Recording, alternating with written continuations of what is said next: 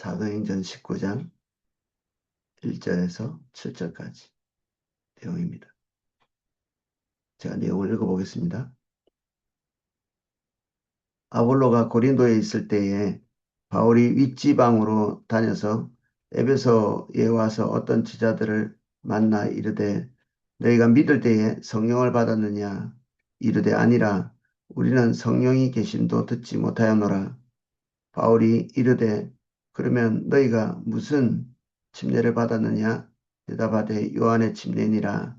바울이 이르되 요한이 회개의 침례를 베풀어 백성에게 말하되 내 뒤에 오시는 이를 믿으라 하였으니 이는 곧 예수라 하거늘 그들이 듣고 주 예수의 이름으로 침례를 받으니 바울이 그들에게 안수하며 성령이 그들에게 임하심으로 방언도 하고 예언도 하니 모두 12사람쯤 되니라. 아멘.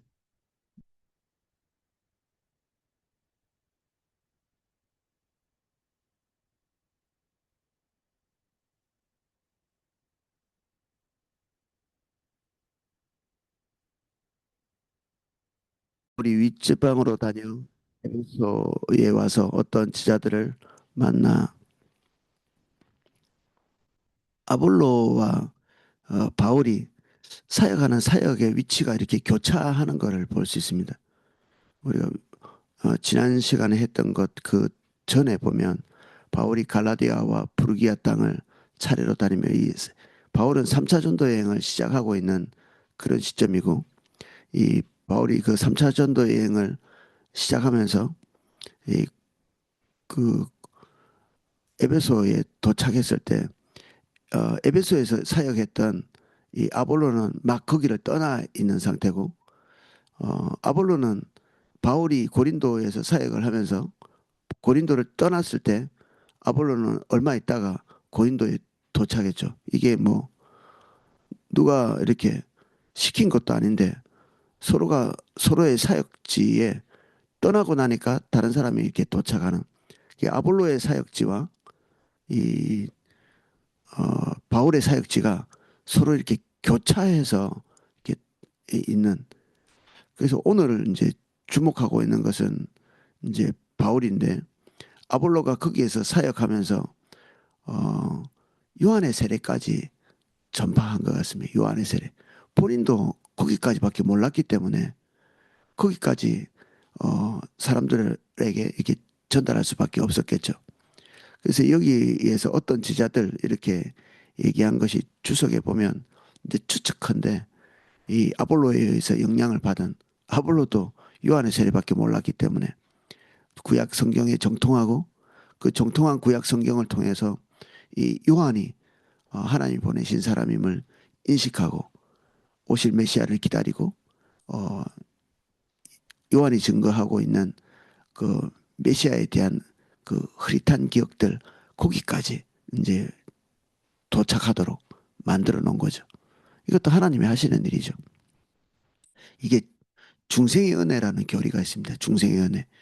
중생은 우리가 예수님을 믿자마자 그때를 중생으로 보는 게 아니라 이미 예수님을 믿기 위해서 도대체 언제인지 모르는 시점부터 쭉 이제 성령께서 어떤 사람에게 역사해 오신 거죠.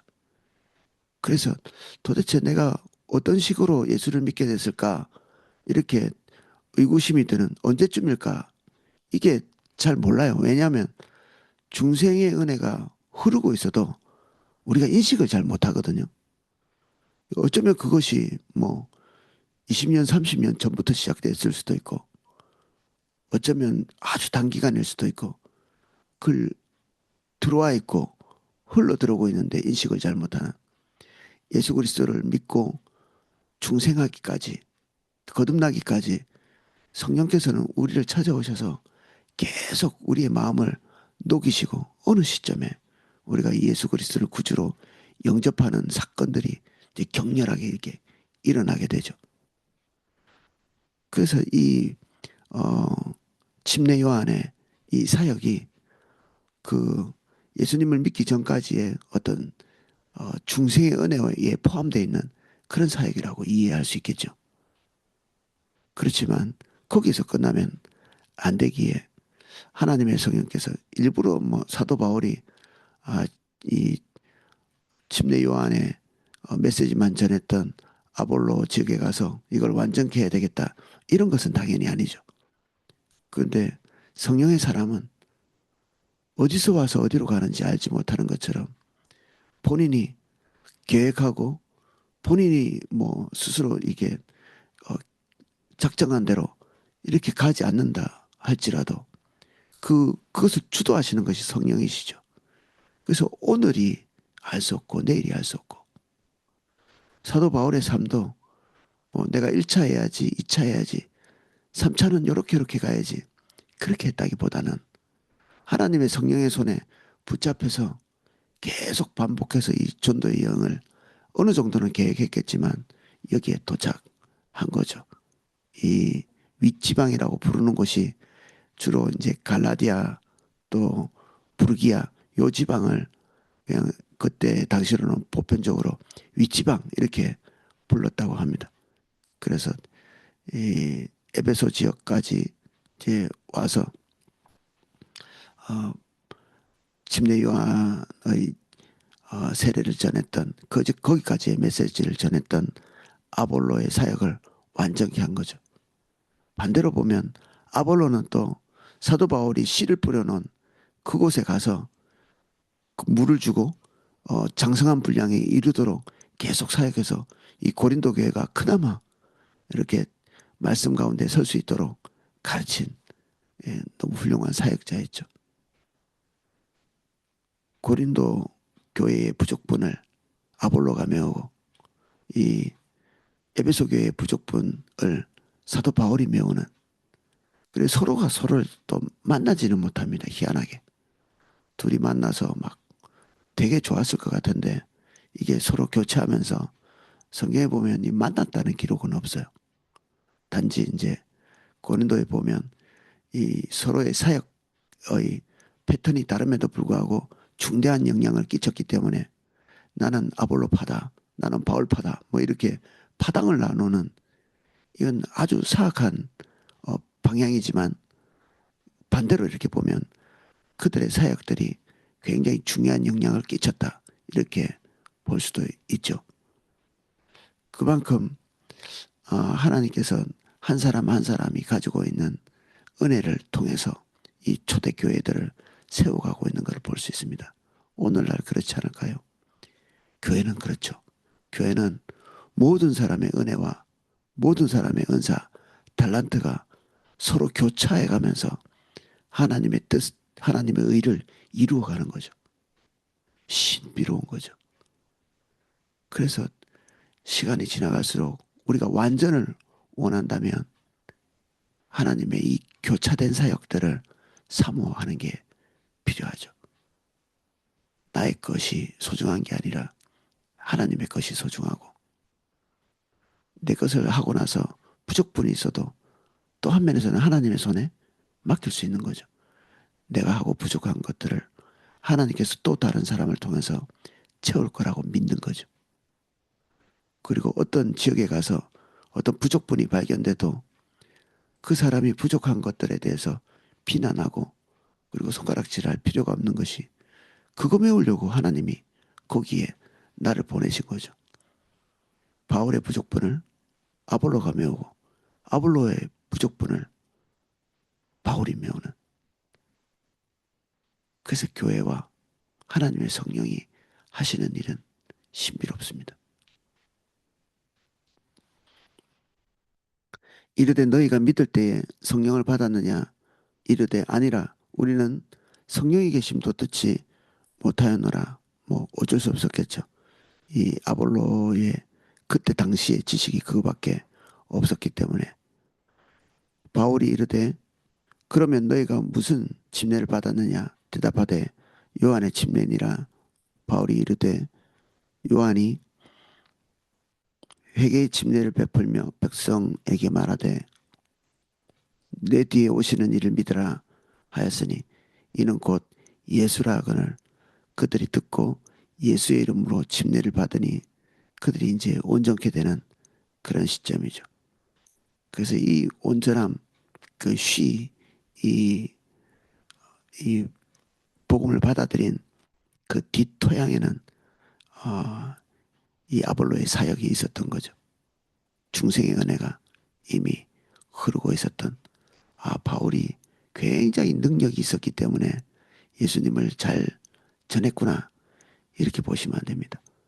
바울은 본인이 할 일을 했을 뿐이고 예수 그리스도의 복음은 성령께서 하시는 과정이죠.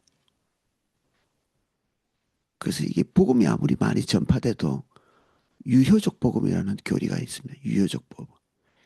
복음이 전달됐을 때 그 사람이 그것을 깨닫고 돌이키고 그 메시지를 통해서 하나님의 음성을 듣는 것입니다. 예수 그리스도께서 우리를 위해서 십자가에 달려 죽으시고 부활하셔서 하나님 우편에 앉아 계시고 산자와 죽은 자를 심판하러 오실 그 복음의 내용을 들었을 때 그 순간에 하나님의 음성을 듣는 거죠. 그 음성이 사람이 전달하는 인간의 언어가 아니라 그럴 수도 있겠죠.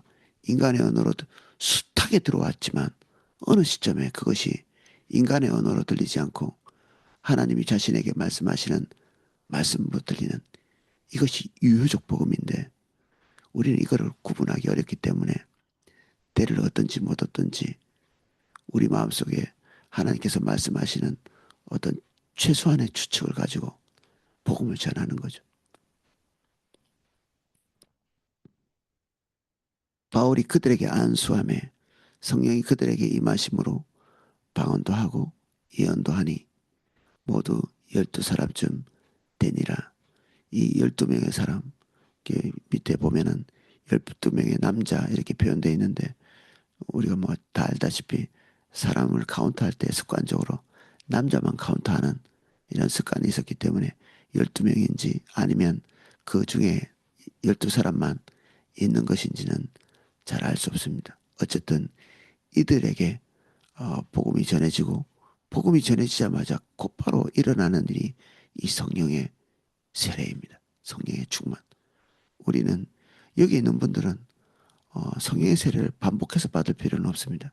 이미 성령 받은 분들이고 성령 받지 않은 사람들은 예수를 믿는다 할 수 없습니다. 예수를 주로 고백하는 것은 성령의 역사이기 때문에 우리가 예수님을 믿고 받아들이고 구주로 고백했다는 것은 이미 성령을 경험한 사람들이죠. 그렇지만 우리가 성령께서 우리의 삶 안에 들어오셔서 이 역동적으로 역사하실 때 그걸 우리는 성령 충만이라고 하는데 이런 성령 충만은 끊임없이 우리에게 계속 일어나야 합니다. 우리가 성령의 인도에 민감하지 못하고 그분이 기대하시는 것과 반대 방향으로 가고 그분의 음성에 침묵하는 이런 일이 반복되면 성령은 이미 받았지만 우리 안에서 성령께서 하실 일이 별로 없는 거죠. 성령은 귀신 들림과 다릅니다. 귀신은 상대방의 의사를 묻지 않거든요. 그냥 귀신 들린 사람들은 그냥 죽을 만큼 힘든데도 그 안에서 그 귀신의 영향력 때문에 하루하루를 정말 편히 살아갈 수 없죠. 그런데 성령님은 우리가 그분께 주도권을 드리고 우리가 능동적으로 그분이 우리의 영역을 통치해 주시도록 계속 이게 우리가 내어드리지 않으면 그분은 우리를 그냥 무력으로 막 짓밟고 들어오지 않는 그분은 성품 자체가 온유하시고 사랑이시며 그 우리와 동행, 사랑의 동행을 원하시지 우리를 이용해서 뭔가를 이렇게 짓밟고 들어와서 우리를 막 이렇게 다그쳐서 뭐를 하는 그런 분이 아니시죠. 하나님은 사랑의 하나님이시고 성령은 삼일체 하나님이시고 그래서 하나님의 성품을 가지고 계시는 그래서 그분은 우리 안에 들어오셔서 우리의 동의를 항상 구하시고 우리가 성령의 인도를 따라 살 것을 촉구하시되 강제는 하시지 않는, 우리가 무지할 때는 성령을 무시하고 그리고 덮고 이래도 우리가 끊임없이 성령에 대해서 배웠고 성령의 인도를 따라서 살 것을 배웠다면 우리가 하루하루 그분께 우리의 삶을 양도하고 주도권을 내어드리고 그렇게 할 때 우리 안에 끊임없이 성령의 충만이 우리 안에서 활성화되는 이런 일이 있을 것입니다. 예수 믿는 사람은 성령의 인도를 따라 산다. 이것은 같은 것입니다. 예수 따로 성령 충만 따로 이렇게 있는 것이 아니라 성령의 인도를 따라 사는 것이 예수 믿는 삶의 정석이죠. 자연스러운 일이고 초대교회 성도들은 아무리 교리적으로 조금 이렇게 미숙하고 그 서로 아웅다웅 싸우고 이런 부족한 모습을 보였다 할지라도 그 안에 성령이 계시다는 사실은 미처 이렇게 부인할 수 없는, 그래서 사도 바울이 가는 곳마다 어, 성령에 대해서 확인하고 그리고 그들이 여러 가지 부족분이 있을 때 성령을 뒷받치면서 얘기할 때 그들이 동의를 하는 그런 일이 있죠. 이 성령의 충만이 우리 안에서 활성화되어 있지 않다면 우리의 고집이 성령의 음성을 누른 것입니다. 우리가 신앙일기를 쓰는 것이 우리가 지금 시점에 우리에게 하나님께서 주어 주신 선물이죠. 이 선물을 통해서 우리는 더 성령의 충만을 기대해 볼 수 있습니다. 초점이 계속 성령님께 있고 그분이 우리의 삶에 들어오시기를 사모하게 되고 이것을 통해서 우리는 정말 신나는 경험들을 엄청나게 많이 하게 될 겁니다.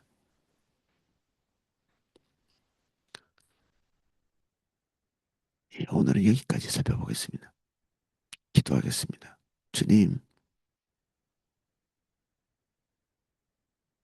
바나바와 아, 바울의 여러 동역자가 있지만 그 중에 얼굴도 한번 보지 못하고 서로 한 번도 그 만남의 교제를 해보지 않았던 아볼로와 이 기가 막힌 교차를 이루며 하나님의 사역을 감당하고 있습니다.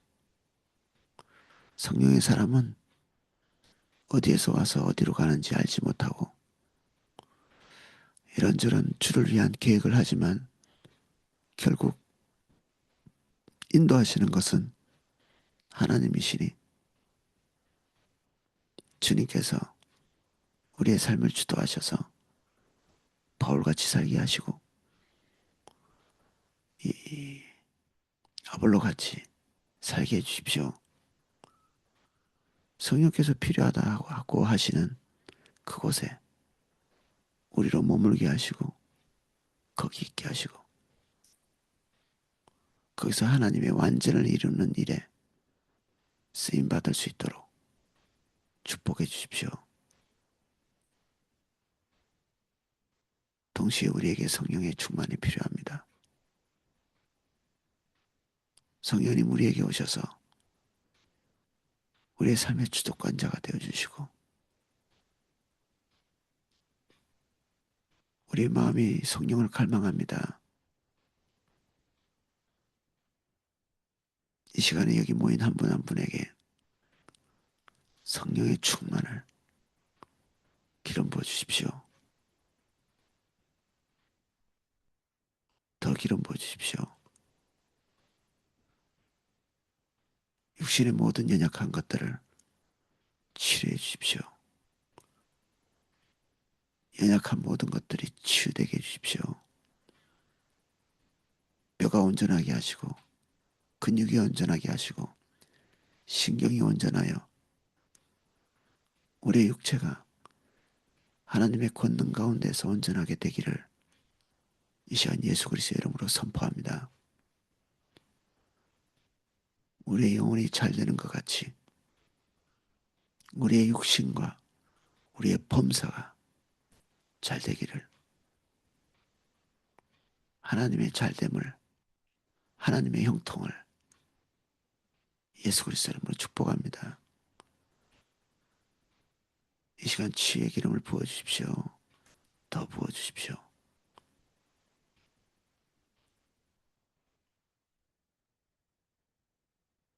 한 분도 빠짐없이 치유의 기름을 부어주십시오. 모든 믿는 자, 하나님의 자녀들에게 주시는 떡, 그 치유의 은혜를, 그 아버지의 완전한 치유를 이 시간 기름 부어주십시오. 완전케 해주세요. 예수 그리스도 완전케 해주십시오.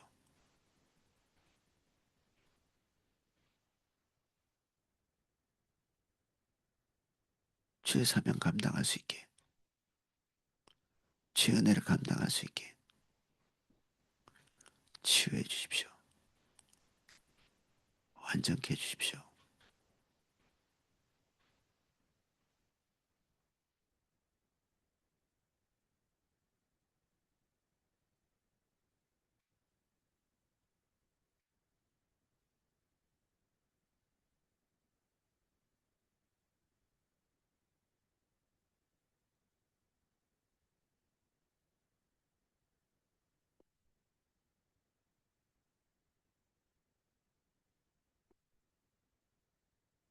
우리를 위한 사랑, 겸손의 그 십자가, 죄와 수치 깨뜨리고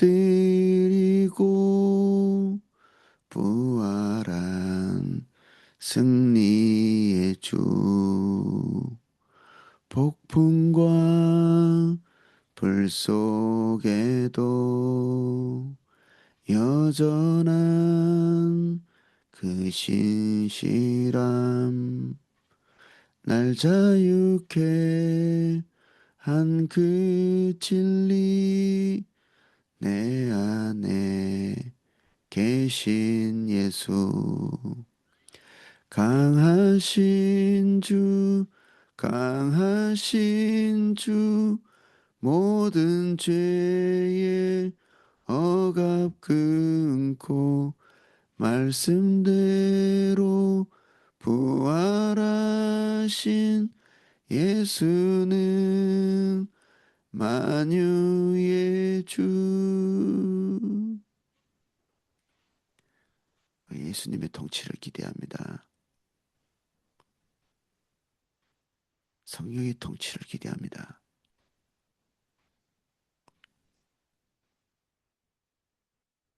이 아침에 우리를 사로잡아 주십시오. 말씀에 사로잡히기를, 성령께 사로잡히기를,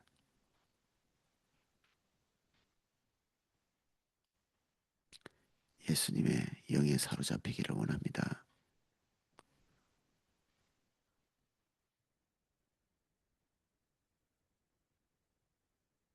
성령의 충만을 더 기름 부어 주십시오.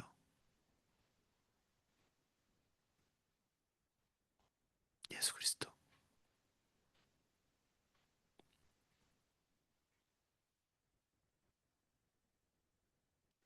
감사합니다. 예수님 이름으로 기도하였습니다. 아멘. 예,